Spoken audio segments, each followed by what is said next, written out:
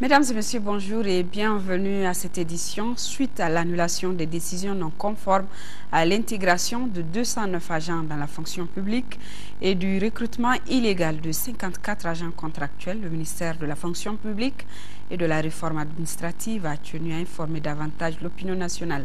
C'était hier au cours d'une conférence de presse dont Mahamadou Doumbia nous relate. Cette conférence de presse animée par le ministre de la fonction publique et de la réforme administrative chargé des relations avec les institutions fait suite à l'annulation des arrêtés pris en violation de l'article 29 du statut général des fonctionnaires et de l'annulation des décisions de recrutement non conformes au code du travail. C'est dire, selon le ministre, que des agents ont été pris dans la fonction publique sans passer par voie de concours en novembre 2010 et des contractuels ont été recrutés sans le respect du code du travail en février 2011. 209 fonctionnaires et 54 contractuels sont concernés par ces mesures. Chacun regarde et postule selon ses compétences, selon ses qualifications, et le concours est organisé. Les concours sont organisés et les meilleurs sont retenus en fonction du nombre de places disponibles. Voilà comment on fait pour les fonctionnaires. Les contractuels, à partir du moment où le gouvernement et les syndicats sont mis d'accord que ces contractuels deviennent des fonctionnaires, il est strictement interdit de recruter des agents de cette catégorie comme contractuels. Les textes sont formels là-dessus. Le décret 51 de février 2011 est clair là-dessus.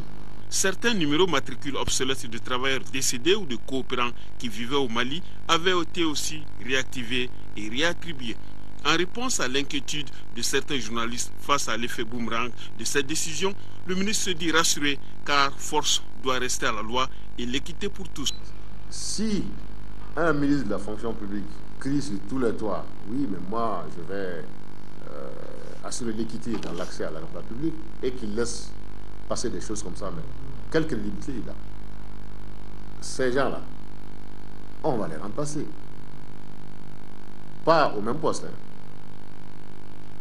Numériquement, on va les remplacer. Pour ces problèmes actuels et ceux de faux diplômes qui ont aussi fait couler beaucoup d'encre, les enquêtes se poursuivent avec l'implication du vérificateur général. Un forum des régions du Nord a été initié par la coalition pour le Mali et l'ambassade des Pays-Bas, une rencontre de 2 jours qui vise à écouter les populations des régions occupées sur leur vécu et recenser leurs propositions pour une sortie de crise. Le compte-rendu de Bourama Traoré.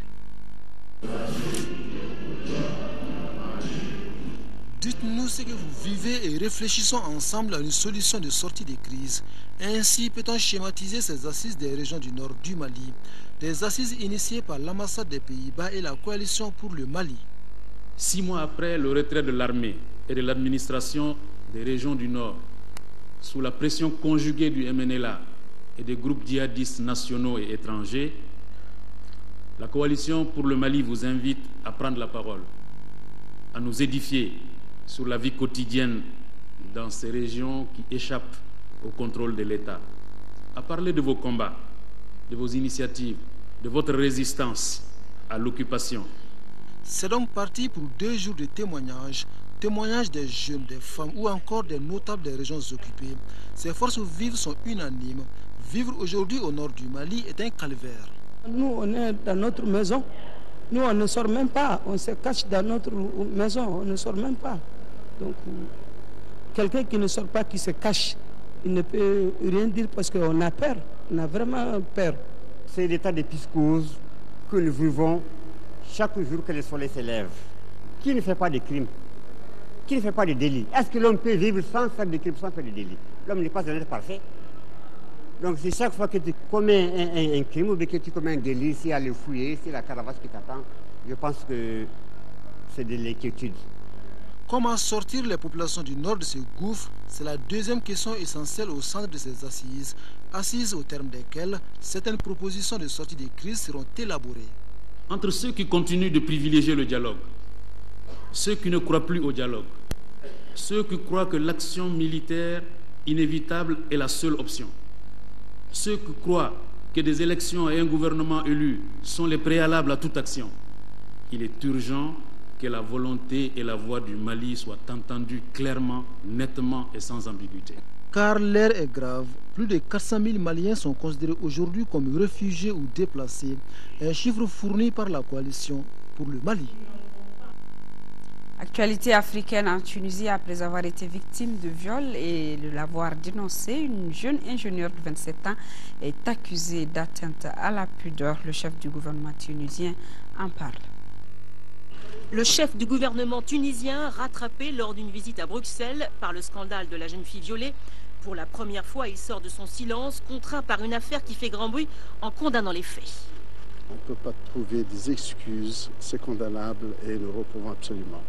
Néanmoins, à l'issue d'un interrogatoire mardi, la justice tunisienne n'a toujours pas abandonné les charges contre la victime.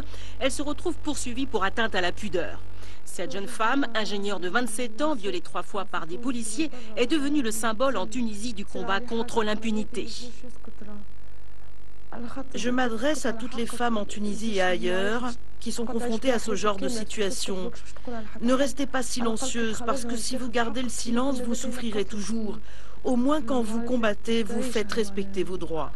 Depuis l'élection de l'Assemblée constituante d'octobre 2011, qui a plébiscité le parti islamiste Ennahda à plus de 40%, de plus en plus de Tunisiennes sont inquiètes pour leurs droits et leur place dans la société. Mais elles veillent et se disent prêtes à défendre leurs acquis. C'est un pays ici qui depuis 50 ans, même s'il a vécu la dictature, on a vécu l'émancipation de la femme. Et ça, nous ne le perdrons pas, qu'ils se le disent.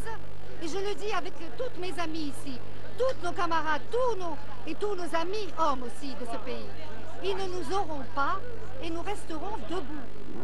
Le scandale de la jeune fille violée a le mérite de dévoiler le vrai visage de cette Tunisie post-révolution. Deux sociétés civiles se font face, celle moderne qui tente de combattre, l'autre qui perçoit la modernité comme une décadence. L'actualité dans le monde en bref nous amène en Syrie, au Bahreïn, en Israël et à Lima, dans la capitale péruvienne, où vient de prendre fin un sommet Moyen-Orient-Amérique. Au moins une cinquantaine de morts, en majorité des militaires, et plus de 90 blessés, selon un bilan provisoire, dans un triple attentat à la voiture piégée à Alep, en Syrie. Les explosions ont visé un club d'officiers et des bâtiments de l'armée régulière. La télévision officielle a diffusé les images des immeubles effondrés et les corps des victimes. La révolte de mars 2011 pour plus de démocratie s'est transformée au fil des mois en une guerre civile face à la répression du régime syrien.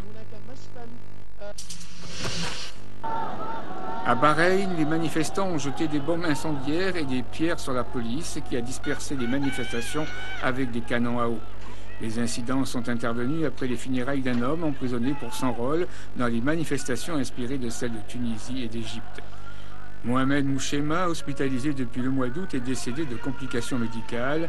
Les activistes de l'opposition accusent les autorités locales d'avoir causé la mort du jeune militant en lui refusant des soins.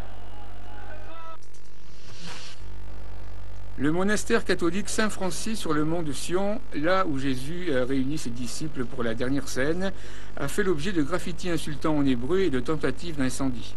C'est la seconde attaque d'une institution chrétienne en moins de 3 mois.